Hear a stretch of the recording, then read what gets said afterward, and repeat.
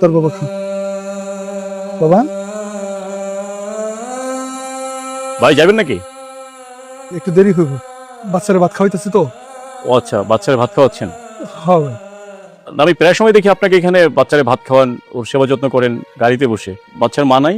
ওর মা ওর ফালায় থেকে চলে গেছে। বাচ্চা ফালায় মা চলে গেছে? হ্যাঁ ভাই। কারোর সাথে চলে গেছে না এমনি চলে গেছে? অন্য কারোর সাথে না চলে গেলে বাচ্চা ফালায় থেকে কই যাইব? ছোট একটা বাচ্চা, কি ফুটফুটে, খোঁজ খবর নেয় না ফোন টোন দিয়ে? ফোন দেয় ভাই, খোঁজ খবর নেয়। ফোন দিয়েই খালি বাচ্চাটা নিয়ে যেতে চাই। আমি তো ভাই ওরে দিয়ে থাকতে পারব না।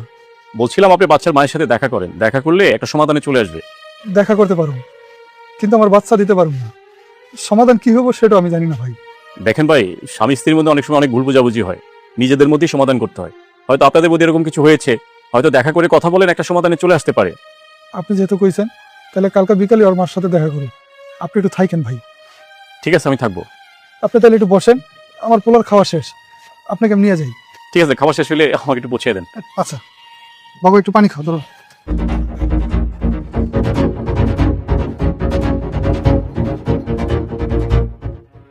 জরিনা, স্যার আপনি এখানে? আমারও তো একই প্রশ্ন। তার মানে কি উনি কি তোমার হাজবেন্ড? ছিল। ছিল মানে? ওনার যে একটা বাচ্চা, এর মা কি তুমি? হ্যাঁ স্যার, আমার বাচ্চা। তোমাদের মধ্যে কি ছাড়াছাড়ি হয়েছে? না স্যার। কি ঘটনা হয়েছে একটু খুলে বলবে? তাহলে শুনেন, তুমি যে আমার চাকরির কথা কও, আমি তো কোনোদিন চাকরি বাকরি করি নাই। আমি কি চাকরি করবো?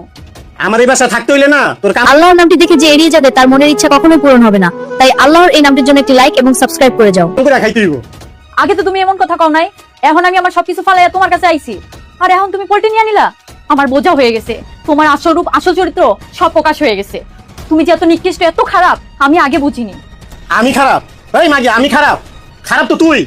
তুই যদি ভালো হতি আর এক ভাতারে ঘর ছাইরা না তুই আমার কাছে আইতি না। আমার কাছে আইছিস ভালো সাজ দে না। তোকে মতো মাগি গো না আমার ভালো করে চিনা আছে।